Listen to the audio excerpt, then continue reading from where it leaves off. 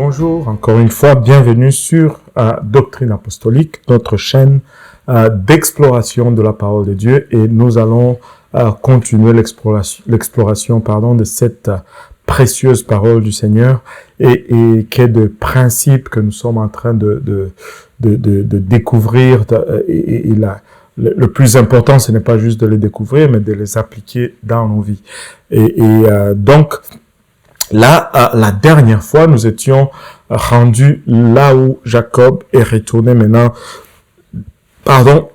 dans la terre promise. Il a été transformé, il a rencontré Ésaü, et il y a eu un épisode un peu particulier avec sa fille Dina, qui a été violée, et les enfants de Jacob ont réagi en exterminant toute une ville. Et à partir de là, Jacob ayant peur, ils se sont levés pour aller à Bethel. Et là, nous l'avons lu dans Genèse 35, à partir du premier verset jusqu'au 5e verset. Nous avons vu, je vais un peu revenir là-dessus, parce qu'il y a une particularité ici que je relève. Regardez. Et Dieu dit à Jacob au premier verset, « Lève-toi, monte à Bethel et demeure-y, et fais-y un autel au Dieu qui t'apparut lorsque tu fuyais devant Ésaü ton frère. » Alors Jacob dit à sa famille et à tous ceux qui étaient avec lui, regardez ce que Jacob dit à sa famille.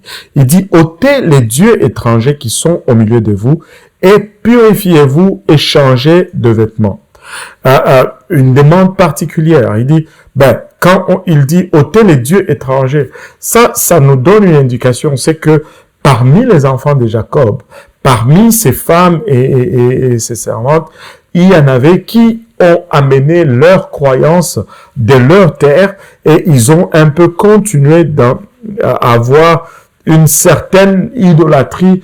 Rappelez-vous de Rachel qui a volé le téraphim de son père. Donc, elle continue probablement à utiliser cette affaire. Et là, Jacob dit non. On doit ôter ces choses du milieu de nous. On doit se consacrer au seul et unique vrai Dieu. Et là, il a dit aussi changer de vêtements. Particulièrement changer de vêtements. Et regardez maintenant comment le peuple vont répondre à cela. Il a dit, ôtez les dieux étrangers au milieu de vous, purifiez-vous et changez de vêtements. Maintenant, regardez au verset 3, lèvons-nous et montons à Bethel, allons à la maison de Dieu. En d'autres termes, pour aller à la maison de Dieu, il faut se purifier. On ne peut pas juste y aller comme ça, là. Et j'y ferai un autel au Dieu qui m'a répondu au jour de ma détresse et qui a été avec moi pendant mon voyage. Et regardez maintenant la réponse au verset 4. Alors ils donnèrent à Jacob tous les dieux étrangers qu'ils avaient, chose qu'il avait demandé.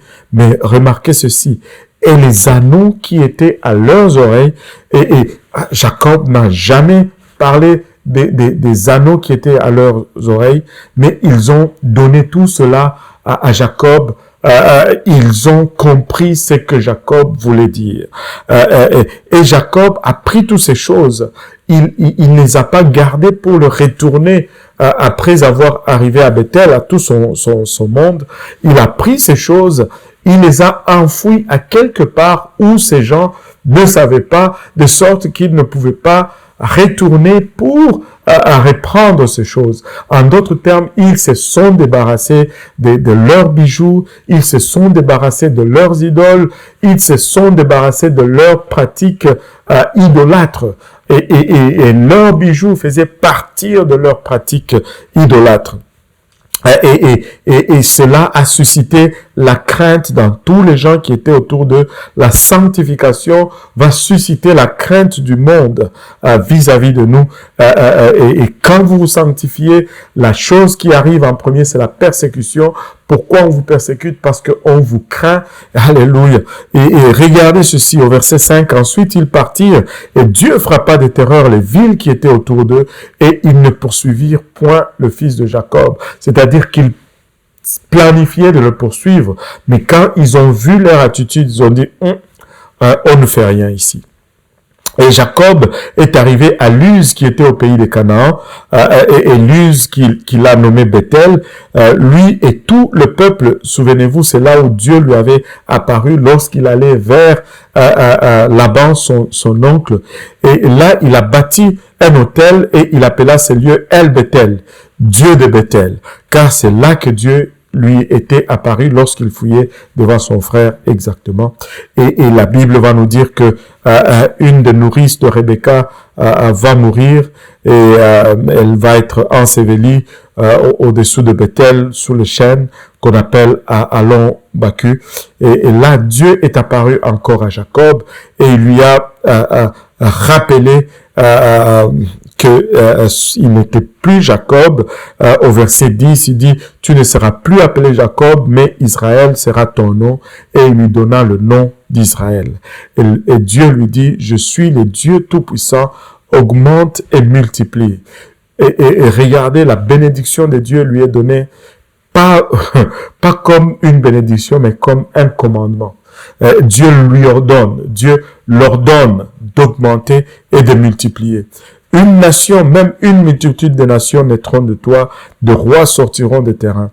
Et je te donnerai le pays que j'ai donné à Abraham et à Isaac, et je donnerai ce pays à ta postérité après toi. Et Dieu remonta avec lui du lieu où il avait parlé, et Jacob dressa un monument au lieu où il lui avait parlé, un monument de pierre, et il fit dessus une aspersion et y versa de l'huile. Et Jacob appela les lieux où Dieu lui avait parlé Bethel ou maison de Dieu. Et encore une fois, on voit Jacob qui se réconsacre. Les promesses qui étaient faites à Abraham lui sont encore une fois réitérées. Donc, il est vraiment le patriarche qui va prendre le flambeau de son père Isaac. Et une histoire un peu triste qui va arriver ici. Souvenez-vous que Rachel, c'était la bien-aimée et Léa, c'était la mal-aimée ou la femme qu'il a eue par tricherie de son beau-père. Et au verset 16, la Bible nous dit que ils partirent de Bethel et il y avait encore un espace de pays pour arriver à Ephrate. Lorsque Rachel enfanta et elle eut beaucoup de peine à accoucher. Elle a eu sa deuxième grossesse et cette grossesse était difficile. Et lors de son enfantement, la Bible nous dit, et comme elle avait beaucoup de peine à accoucher, la sage-femme lui dit, ne crains point car tu as encore un fils.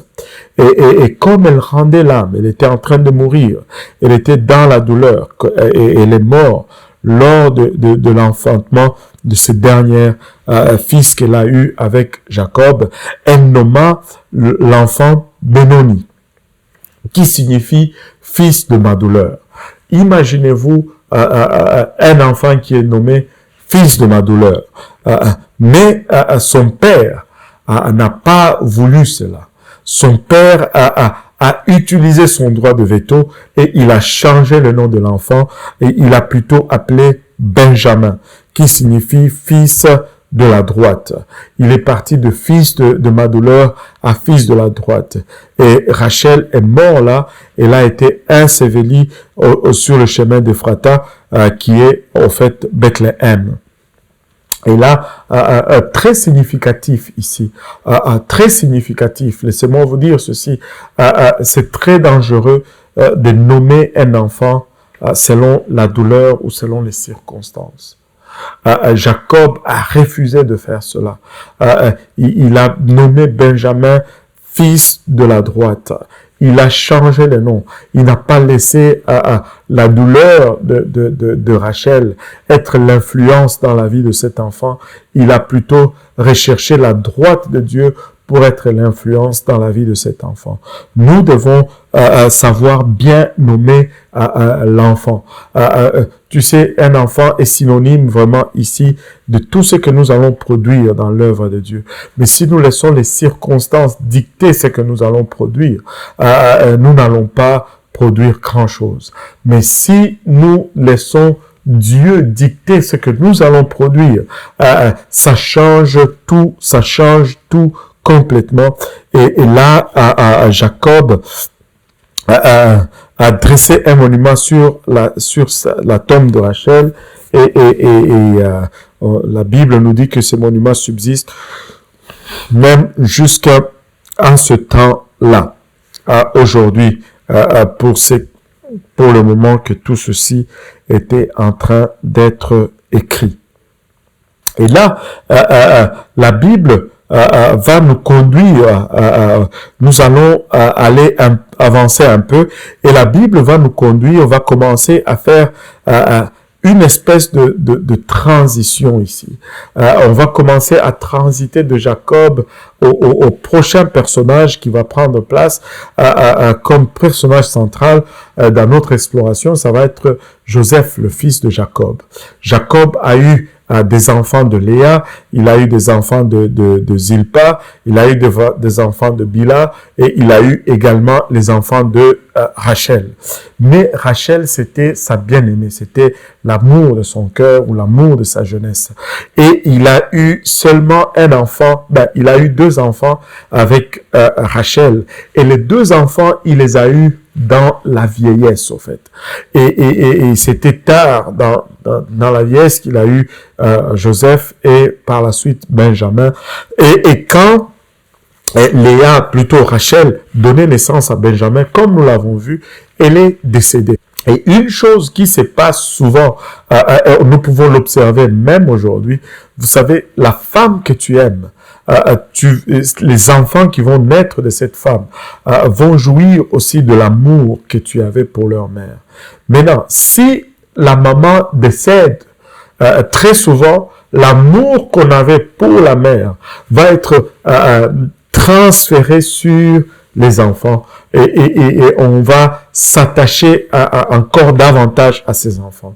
Et toutes ces conditions ont fait que Jacob